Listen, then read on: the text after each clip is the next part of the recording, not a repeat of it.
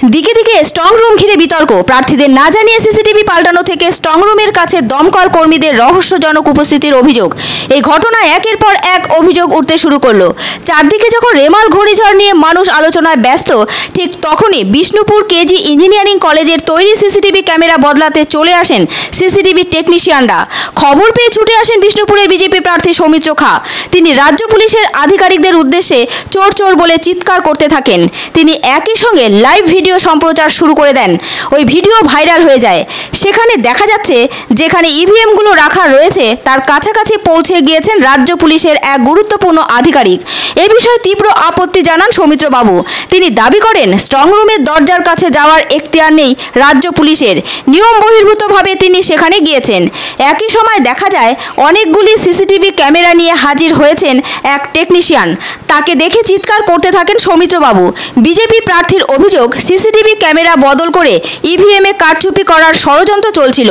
সোমবার দুপুরে এই ঘটনার পরিপ্রেক্ষিতে তীব্র চাঞ্চল্য ছড়ায় বিষ্ণুপুর এলাকাতে। অবশ্য সংবাদ সূত্রে জানা যাচ্ছে বিষ্ণুপুর লোকসভার রিটার্নিং অফিসার তথা বাঁকুড়ার অতিরিক্ত জেলাশাসক ঘটনার পরই স্ট্রং রুমে যান। তিনি বিজেপি প্রার্থীর অভিযোগ খতিয়ে দেখেন। অন্যদিকে সোমবার রাতে একই অভিযোগে উত্তপ্ত হয়ে ওঠে হুগলির স্ট্রং রুম।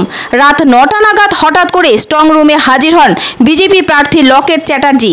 হুগলি লোকসভা কেন্দ্রের ইভিএমগুলো HIT কলেজে রাখা হয়েছে। ওই স্ট্রং রুমের সামনের দরজায় আঁটোসাঁটো নিরাপত্তা বলয় রয়েছে, কিন্তু স্ট্রং রুমের আশপাশে কোনো নিরাপত্তা কর্মী নেই। লকেট চ্যাটার্জি ওই স্ট্রং রুমের পেছন দিকে চলে আসেন পুকুর পাড় দিয়ে। তিনি দেখতে পান সেখানে একটাও সিসিটিভি ক্যামেরা লাগানো নেই। লকেট চ্যাটার্জি আরও অভিযোগ করেন সেখানে যে প্রাচীর রয়েছে তা খুবই নিচু, যে কেউ টপকে স্ট্রং রুমে চলে যেতে পারে। এরপর তিনি ব্যক্তিগত নিরাপত্তা কর্মী নিয়ে স্ট্রং রুম পরিদর্শনে ভেতরে ঢোকেন। সেখানে তার নজরে পড়ে কয়েকজন দমকল কর্মীর উপস্থিতি। স্ট্রং রুমের পাশে তারা কি করছেন সে নিয়ে প্রশ্ন তোলেন। তিনি এ বিষয়ে অভিযোগ জানান নির্বাচন কমিশনে।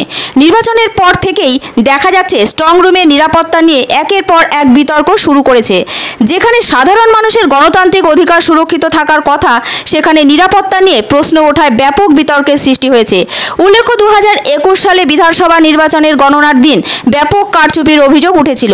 সেদিন বিভিন্ন ইভিএম খুলতেই দেখা যায় যে ইভিএমগুলোর ব্যাটারি 98 কিংবা 99% চার্জ রয়েছে।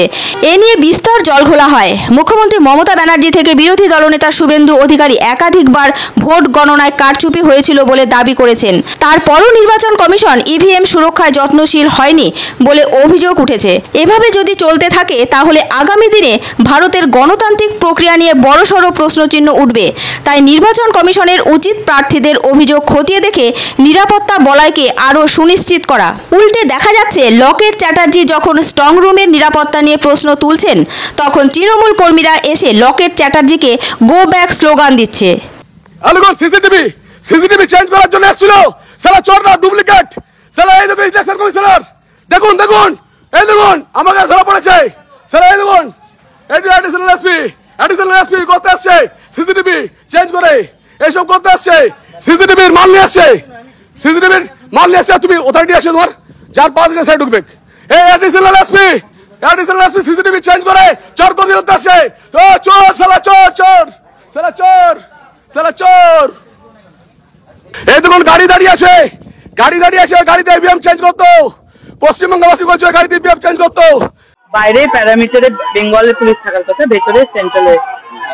এখানে এরা বেঙ্গলের ফায়ার ব্রিগেডের পুলিশ, ফায়ার ব্রিগেড থেকে 8 জন, ওরা স্ট্রং রুম ভেদ করে ভেতরে একটা ঘরে ব্যাগ ট্যাগ রেখে বেশ সুন্দর জমজমিয়ে বসেছিল।